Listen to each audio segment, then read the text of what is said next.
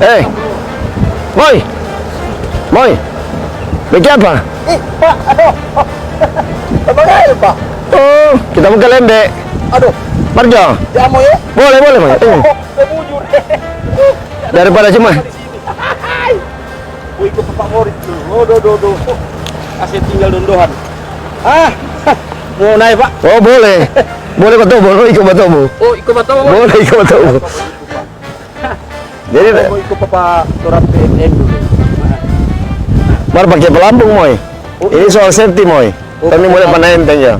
Safety itu harus menjadi penggunaan pelampung itu untuk safety.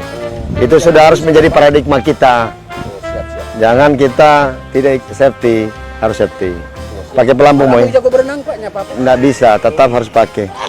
Karena ada Pak, iya. Iya. Tunggu dulu, Pak. Boleh duduk.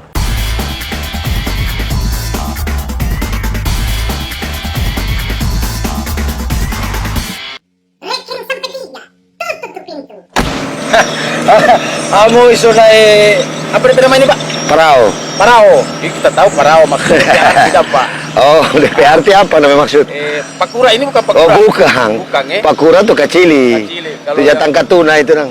Oh, ini anu yang pakai kalembe kan, Pak?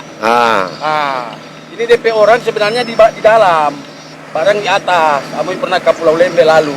Iya, tapi kalau orang mau bikin rekaman, nggak mau dapat tangka, mau ribut kan nih, Bang. Karena ini ada mau rekaman, makanya bikin di atas, salah-salah di bawah sekali. Paling bisa dong. Ya, jadi Pak, makasih banyak ini Amu iso iko. Aduh, ternyata nih Selat Lembe, ini Pulau Lembe di Bitung ini dekat sekali kote. Dapat lihat sekali ya. Coba ya, sana ya. Banyak parao. Ini Bitung memang harus dipimpin oleh orang yang memang betul-betul mensejahterakan masyarakat Bitung. Iya, Pak, Bapak cerita. Tadi turang naik dari sini tuh, Pak. Padahal ada dermaga khusus itu para wisata. Kapan naik dari situ? Ya, belum sampai selesai. Sehingga tidak bisa dianggap, dikategorikan layak untuk sebagai pelabuhan wisata. Nah, itu perlu waktu dan persiapan. Karena itu memang keseriusan pemerintah kalau kita mau fokus di bidang pariwisata. Karena pariwisata ini kan belum menjadi sebagai andalan Kota Bitung. Nah, kita perlu memahami tentang stakeholder pariwisata itu apa. Stakeholder pariwisata itu harus kita pahami, dari sana kemudian kita perkuat mereka. Dari aspek penunjang lainnya, objek wisata, dari aspek menyangkut tentang hiburan, dari aspek lainnya, seperti stakeholder juga, perhotelan. Ya, itu kita harus benar-benar, ya, itu totalitas penanganannya. Pariwisata itu tidak bisa lihat dari satu sisi saja. Kalau Kementerian Pariwisata itu ada 3 hal yang dia pakai patokan, menyangkut atraksi, amenity, kemudian akses. Akses yang pertama, amenity, baru kemudian atraksi. Nah, akses ini ya seperti pelabuhan wisata. Untuk apa? Untuk safety, agar benar-benar wisatawan yang kita mau datangkan ini benar-benar dia pahami, dia dia mau cari kemana, ada apa sih di Bitung itu. Iya, betul. Di Bitung itu. Nah, karena pariwisata ini kan orang ingin enjoy, paling tidak dia jangan terganggu dengan persoalan-persoalan yang membuat dia stres di lapangan. Tidak akan lagi dia merekam. Iya. Di pariwisata ini yang paling menonjol kalau kita melayani dengan baik, maka paling tidak responnya, marketing by mood dia ini benar-benar dia akan memasarkan dengan kekuatan dari mulut ke mulut ini hebat. Selain memang kita punya jalur kemungkinan dengan sistem online, dia bisa cek by real time kondisi kota itu, bentuk pelayanan publiknya apa, dan lain sebagainya apa. Kemudian fasilitas penunjang apa yang dia dapati di lokasi, memudahkan dia dari aspek keselamatannya dia. Dia terjamin datang di Kota Bitung dari sisi makanan, kesehatan, juga dari masalah ya penyangkut transportasi juga. Nah, itu penting. Jadi memang wisatawan itu cari sanang dong bilang. Iya, jangan dia jadi beban. Pertama dengan ancaman-ancaman baik fisik maupun psikis. Itu juga harus kita mampu antisipasi. Memang betul, Kote. Bisa, kamu juga kalau pasiar itu cari nyaman. Walaupun cuma wisatawan dari Manado dong bilang. Tunggu, udah lewat perahu ini, gelombang ya, Bapegang, Moy. Oh iya, Pak. Bapegang bebas, Moy. Aduh. Ya, nah, iya.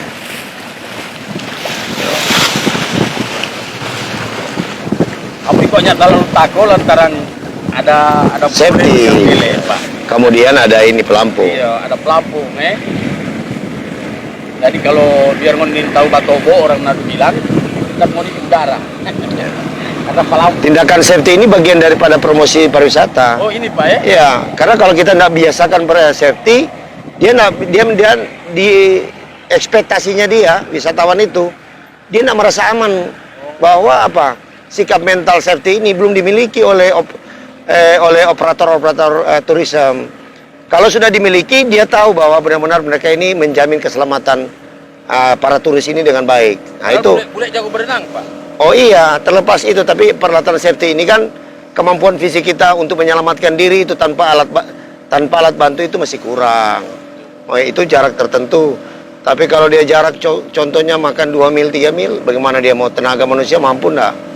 Jadi yang ini baik-baik pakai ini alat ini, biar selamat dunia akhirat. Yang paling pokok, Ya. Moy bukan di peralatan, di sikap mental.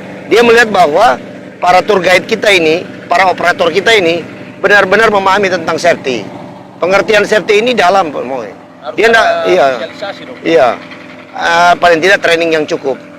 Training yang cukup bagi operator tour guide ataupun mereka yang terlibat di aspek akses, di aspek menyangkut tentang amenity, di aspek juga menyangkut tentang atraksi.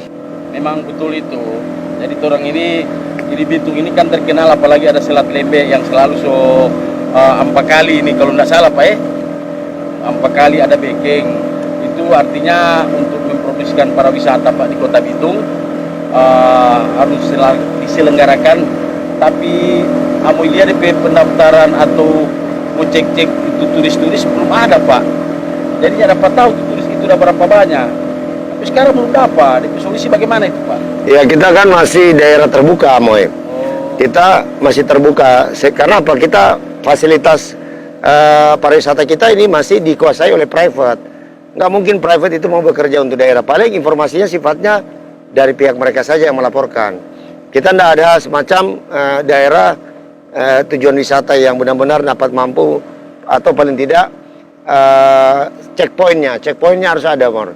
Di pelabuhan wisata itu. Jadi kalaupun ada turis datang menyelam di Kota Bitung, contohnya dia nggak nginap, dia cuma ingin menikmati alam bawah laut.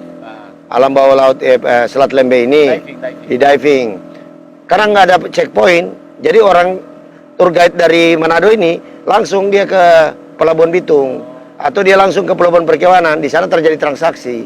Nah, kita kurang mampu menangkap ini kesempatan sebenarnya peluang bagi kita untuk meningkatkan PAD. Calo atau apa itu Pak? Bukan, mereka tour guide resmi karena di Bitung ini bebas. Jadi akhirnya semua orangnya nginap di Manado, orangnya tidurnya di Manado, menikmati Manado. Tapi dia menikmati alam kita tanpa kita mampu menarik ya, karena kita tidak mempersiapkan. Nah, ya kita harus persiapkan checkpointnya dalam bentuk pelabuhan wisata. Jadi kita mewajibkan semua operator tour dari wilayah Manado atau dari manapun Jakarta mau datang ke Bitung, dia harus melapor. Jika tidak, maka mereka akan kami proses. Begitu contohnya. Ya ini cuma dalam rangka ya. Itu satu solusi untuk meningkatkan PAD kita. Saya sering mendapati mereka ada di Pelabuhan Perikanan Bitung, tapi kita tidak bisa berbuat apa-apa karena kita tidak ada perdanya atau belum ada checkpointnya.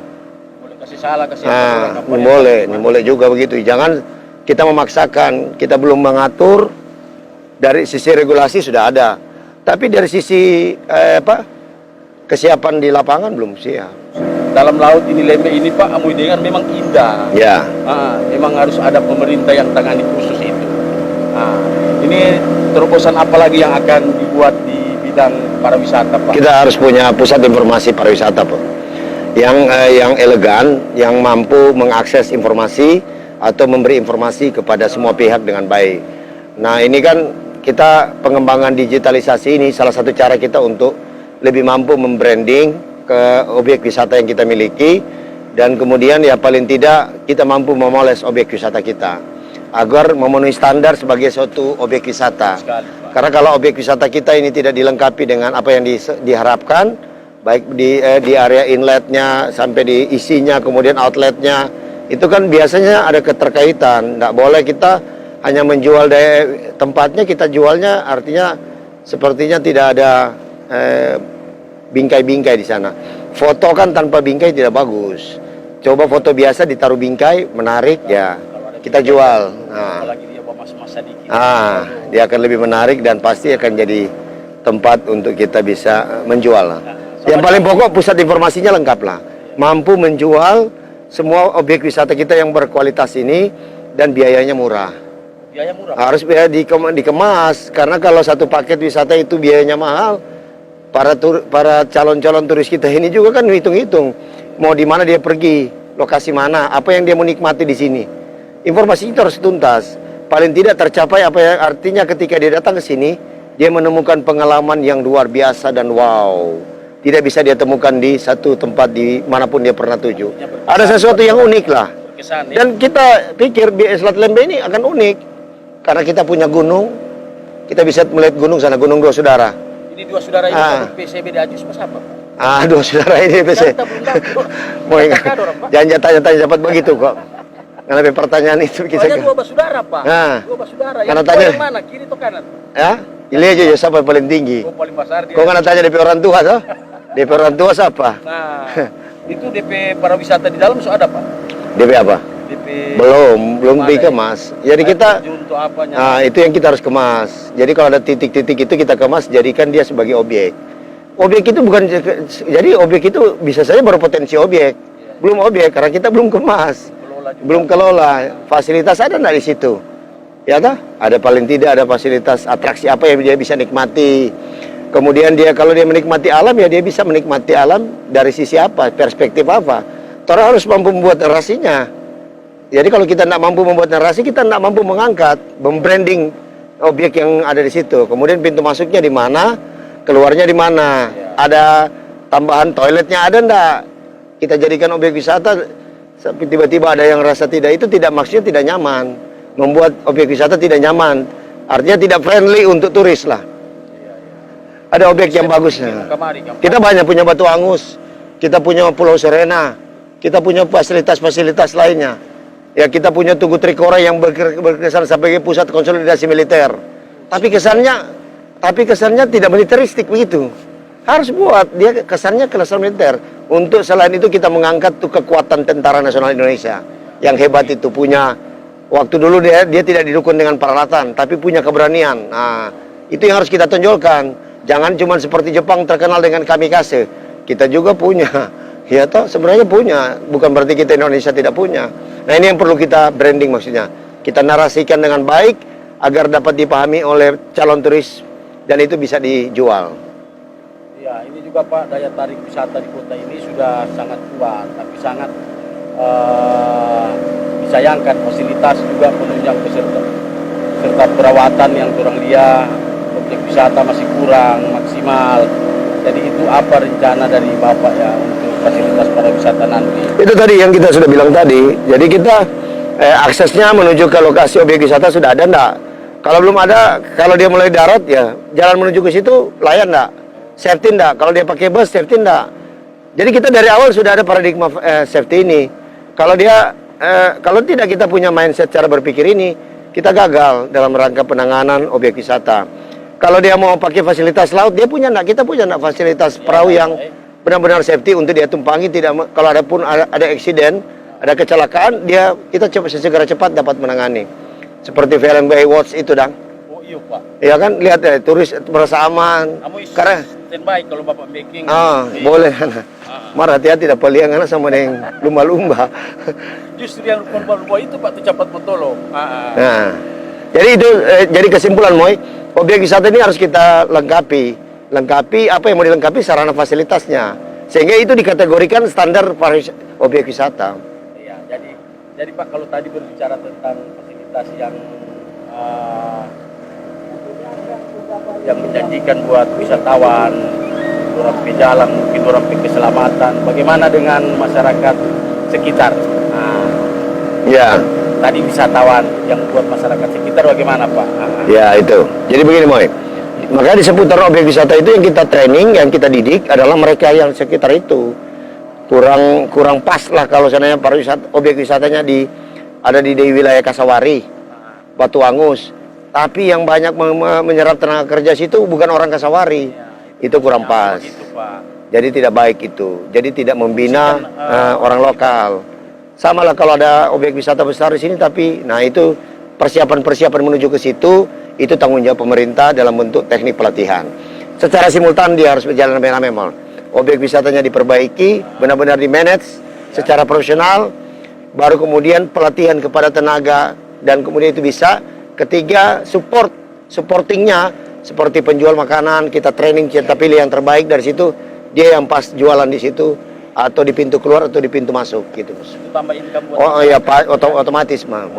Kalau dia fasilitas penunjang contoh itu dia butuh pelampung, ya kita serahkanlah kepada masyarakat yang menyewakan.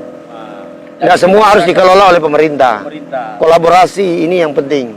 Ya, sehebat apapun pemerintah kalau tidak ada bantuan atau campur tangan dari masyarakat, Iya. nol. Nol. Ini kesempatan. Jadi orang Ya, coba pikir tugas kita tujuan kita menjadi pemerintah untuk meningkatkan kesejahteraan rakyat, bukan kesejahteraan pemerintahnya sendiri. buat mereka tersenyum. Buat mereka tersenyum itu untuk masyarakat, kuncinya. Jadi untuk apa? Untuk kita. Jadi kalau sebagian besar kita sudah berikan kepada masyarakat, biar PAD-nya kita kecil, didapat dari sektor itu. Tapi kita tahu PAD kita, kegiatan kita ini sudah benar-benar menopang, meningkatkan kesejahteraan masyarakat. Paradigma itu yang pokok, mindset berpikir itu yang pokok. Intinya orang Pak Muris Mantiri ini objek yang cuma for masyarakat Kota Bitu. Ya, untuk masyarakat. Ya, Pak MM dan H ingin kalian itu tersenyum tanpa harus ada air mata. Bagaimana caranya buat Kota Bitu sejahtera, Jadi makasih banyak ini Pak. Makasih Moy. Panggil Pak Amu ya. Iya. Kalau habis acara jangan tola Iya, ya enggak. Iya. Barba tadi ada di Pelampung. Ika ulang tuh Pelampung. Tadi kan kasih bebas, sekarang anak aja bicara. Oh iya. Ya kita kasih free. Iya. Tapi kalau kita semua beraktivitas seperti mancing lagi, semua ikan. ya Ika lagi ya. Oke. Cara ini gampang sekali. Oke, Moy. Jadi Pak, Nanti tolong kenapa ulang. Iya. Mudah-mudahan Pak Muris Mantiri dan juga Pak Eki Unanda sehat-sehat selalu sampai dengan tanggal 9. Jadi ini Amoy Daiko ini dia berkat orang pe Bapak dan ini nyak merapa di calon lain. Cuma ada di MM dan HH. Jadi sekian dulu Amoy pamit undur. Mudah-mudahan baku dapat ulang di video yang lain. Terima kasih. Slogannya apa Pak? Buat mereka tersenyum. Buat mereka tersenyum. Sepakat. Sepakat. Ya.